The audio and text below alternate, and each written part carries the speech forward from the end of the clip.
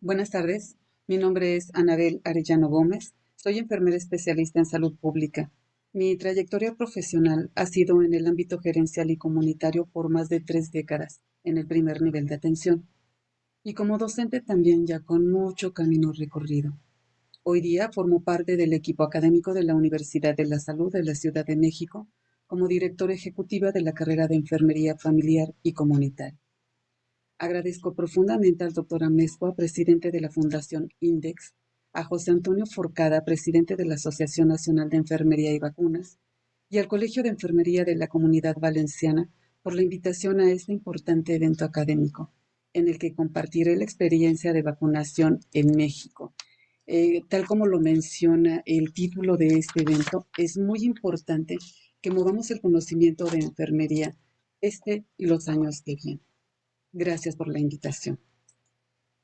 Vacunación en tiempos de pandemia. La experiencia de mi país. La vacunación universal en México. A lo largo de la historia, las acciones de vacunación han sido una prioridad para controlar, eliminar y erradicar las enfermedades contagiosas, todas ellas de atención inmediata por el impacto en salud de las personas afectadas, las familias y la sociedad en general, así como los efectos negativos que tienen en los indicadores de salud. Como podemos observar en esta gráfica, los casos de poliomielitis versus las dosis aplicadas con la vacuna antipoliomielitis en México de 1937 a 2001 dan cuenta de cómo se comportaba la enfermedad con estos picos tan agudos, dañando profundamente a la sociedad de aquellos tiempos. Y es hasta el inicio de la vacunación contra esta enfermedad que empieza a aumentar la inmunización de las personas y por ende a disminuir los casos de poliomielitis para su control, eliminación y posterior y felizmente la erradicación de la enfermedad.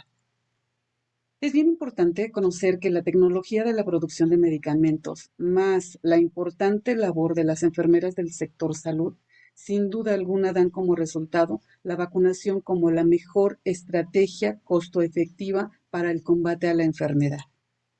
En este sentido, y en una visita al pasado, es importante recordar que a lo largo de la historia, las enfermedades prevenibles por vacunación han sido de gran prioridad. Y los antecedentes datan desde el siglo XIX desde el siglo XIX. Los antecedentes de vacunación en México datan del siglo XIX, con la introducción de la vacuna antivariolosa por el doctor Francisco Javier Balmis y la valiosa colaboración de Isabel Sendal Gómez, considerada la primera enfermera en salud pública de México.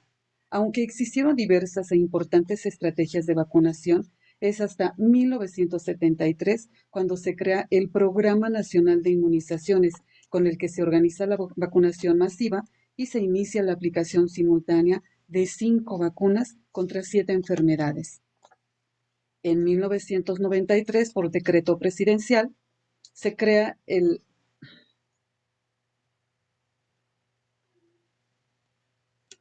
Vacunación en México. Los antecedentes de vacunación en México datan del siglo XIX, con la introducción de la vacuna antivariolosa por el doctor Francisco Javier Balmis, médico español, y la valiosa colaboración de Isabel Sendal y Gómez, considerada la primera enfermera en salud pública en México. Aunque existieron diversas e importantes estrategias de vacunación, es hasta 1973 que se crea el Programa Nacional de Inmunizaciones, con el que se organiza la vacunación masiva y se inicia la aplicación simultánea de 5 vacunas contra 7 enfermedades. En 1991, por decreto presidencial, se crea el Consejo Nacional de Vacunación y en 1993 surge el Programa de Vacunación Universal dirigido a la protección de la salud de la niñez. De inicio, posteriormente con un esquema completo para cada grupo de edad, con diversas estrategias como la vacunación permanente, la vacunación intensiva y vacunación dirigida a grupos vulnerables específicos, todos ellos bajo el liderazgo y gestión operativa del personal de enfermería. Hoy día, estas son todas las vacunas, son parte de las vacunas de nuestro esquema de vacunación universal. Pero hablemos un poco de la COVID-19 en México. Con estas gráficas quiero ilustrar que la cúspide más alta de COVID-19 en México se presentó en la semana epidemiológica 3 del presente año. Como se puede observar, los casos positivos, sospechosos y negativos continúan a la baja, aquí está, empezando a descender de manera paulatina desde la semana 4 hasta la 17 y hasta hoy día, afortunadamente. En ese orden de ideas se observa también el descenso de casos positivos estimados, de funciones confirmadas y en paralelo las personas recuperadas. Por ende, la disminución de la ocupación hospitalaria. Seguramente en estudios epidemiológicos subsecuentes conoceremos con mayor certeza el impacto de la vacunación en el control de esta enfermedad. Afortunadamente no ha llegado o no llegó a México la tercera ola de COVID-19 como se esperaba. Por esa razón insistimos a la población en no bajar la guardia, sobre todo a las personas con factores y en situación de riesgo, porque como sabemos este virus pues no tiene palabra de honor. Y así están las brigadas en la comunidad, así se organizan, no importa el lugar, no importa la hora, en tiempos de pandemia, este es el trabajo comunitario de enfermería. La vacunación contra COVID-19 en México es la estrategia nacional iniciada el 24 de diciembre del año 2020 para vacunar contra esta enfermedad a la población del país en el marco de un esfuerzo mundial para combatir la pandemia. Este documento que ustedes ven aquí es el documento rector llamado Política Nacional de Vacunación contra el virus SARS-CoV-2 para la prevención de la COVID-19 en México. ¿Cuáles son las etapas de vacunación? Para garantizar que toda la población esté vacunada y por supuesto tendrá acceso a la vacunación. Sin embargo, ante la situación inicial por la limitación de la disponibilidad de vacunas por la alta demanda internacional, restricción en las cadenas de producción, infraestructura para la recepción, distribución, almacenaje y la aplicación de la misma, se inició la vacuna para grupos específicos de riesgo. En un análisis del beneficio de la vacunación en relación con el riesgo de morir por COVID-19 en México, los resultados preliminares identificaron que el mayor beneficio se obtiene iniciando la vacunación de esta forma. En la etapa 1 tenemos la vacunación dirigida a personal de primera línea, principalmente en los hospitales, personal de salud. Posteriormente tenemos a la población de personas de 60 años o más. Esta etapa fue de febrero a abril de este año, en donde se atendía a estas personas con o sin comorbilidades. En la tercera etapa, que es en la que estamos, de mayo a junio de este año, están incluidas las personas de 50 a 59 años y embarazadas de 18 años y más, pero a partir del tercer mes de embarazo. Es toda una estrategia innovadora también. Las etapas 4 y 5 las tendremos de julio de este año a marzo del 2022. Es muy importante mencionar que para garantizar el bien común, la distribución justa y equitativa de la vacuna, existen principios de equidad y valores rectores como bienestar humano, el respeto global, la equidad global, la equidad nacional, reciprocidad y legitimidad. Estos principios rectores, cada uno de los integrantes del equipo de salud, nos debemos a ellos y los tenemos muy arraigados. Ahora bien, hablemos un poco de esta estrategia tan importante que es el operativo Correcaminos. Es una estrategia de la Política Nacional de Vacunación contra el SARS-CoV-2 para la prevención de COVID-19 en México.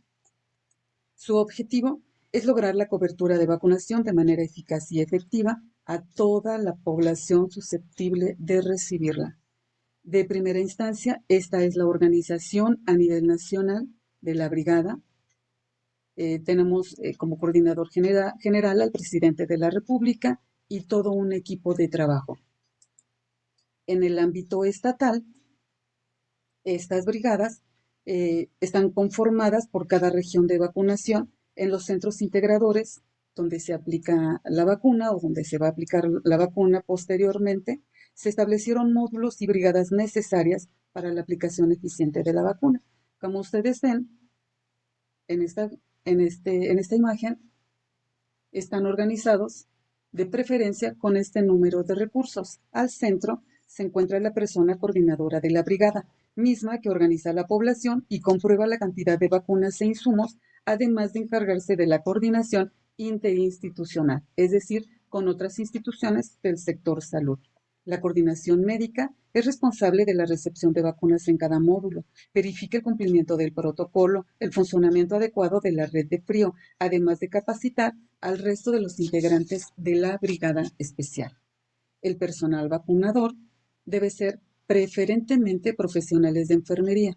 Ellos son responsables del manejo técnico del biológico, de la entrevista a las personas para descartar condición médica que les impidan ser vacunadas, por supuesto la aplicación de la vacuna, y se encarga además del periodo de observación posterior a la aplicación de la misma para la detección de cualquier reacción adversa y en el caso de alguna reacción grave, asegurar el traslado a unidades hospitalarias de mayor capacidad resolutiva. Es importante mencionar que en cada estación de vacunación se cuenta con un equipo especializado para la atención inmediata cuando se presenta alguna reacción no deseable por la aplicación de la vacuna. Finalmente, el personal militar, Sedena, Marina y Guardia Nacional, es decir, de las Fuerzas Armadas, son los responsables de transportar la vacuna y paquetes de vacunación, garantizar la seguridad física de los integrantes de la brigada, mantener el orden durante la aplicación, coordinar con autoridades locales y con las fuerzas de seguridad y resguardar la vacuna al término de la jornada de vacunación. Como se puede observar, es una estrategia innovadora en donde sí o sí participa todo el equipo de salud, además de otras organizaciones que apoyan en esta pandemia. ¿Dónde se aplica la vacuna? Pues la vacunación se realiza en instalaciones vinculadas al sistema de salud y del bienestar, así como unidades de salud del primer nivel de atención. En esta imagen ustedes pueden ver cómo se organizan las células al interior de una de las instalaciones.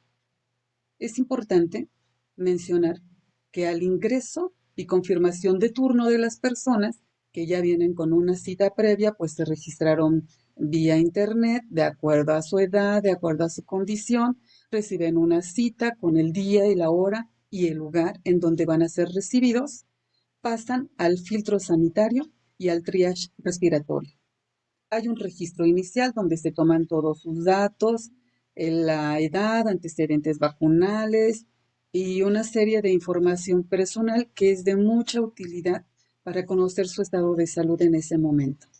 Posteriormente pasan específicamente a la célula de vacunación en donde se les aplica la vacuna y siempre está al pendiente un observador, una supervisora en estas células, además de los supervisores, para todo el proceso. Una vez que se ha aplicado la vacuna, pasan a un espacio de observación por 30 minutos. Si no presentan ninguna reacción adversa, las personas una vez vacunadas se retiran a su casa. Si existiese una reacción, como lo mencioné antes, hay una ambulancia que lleva a estas personas con esa reacción a un hospital de mayor impacto, de mayor atención. Una vez que pasa este proceso de vacunación, pues las personas se retiran a su casa. Otra estrategia muy importante es la conformación de brigadas de vacunación domiciliaria, quienes a través de visitas programadas aplican la vacuna a las personas adultas mayores que no pueden asistir a los lugares de vacunación masiva, a las personas con discapacidad, a las personas postradas y a las personas enfermas terminales. Aquí está. En las imágenes se puede observar este despliegue de las brigadas especiales. Reflexiones finales. Sin duda alguna, el panorama epidemiológico mundial y de cada país, la escasez, la situación laboral y la formación de recursos humanos nos llevan a reflexionar sobre el reto profesional de enfermería ante las pandemias que vienen, tomando en cuenta la que tenemos hoy día. Y sabemos de ellas, en mi caso desde México, donde también la pandemia de sobrepeso, obesidad, diabetes, enfermedades cardiovasculares y en general de enfermedades no transmisibles han causado mayores estragos al encuentro con la COVID-19. Por eso, traigo a la mesa hoy día el informe del Consejo Nacional de Enfermería en el marco del Día Internacional 2021, con el tema Una visión de futuro para la atención de salud.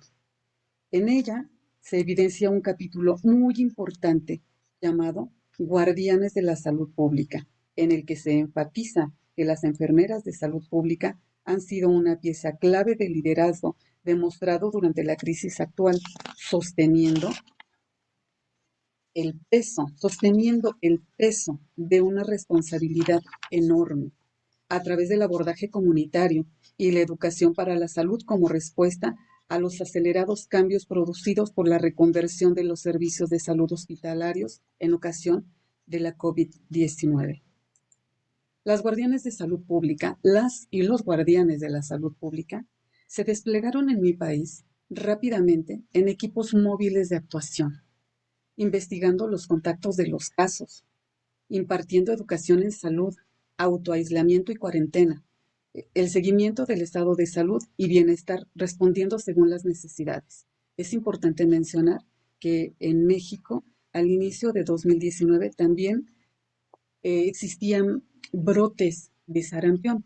Por lo tanto, las enfermeras y los enfermeros tenían que salir a la comunidad para hacer estos estudios de casos.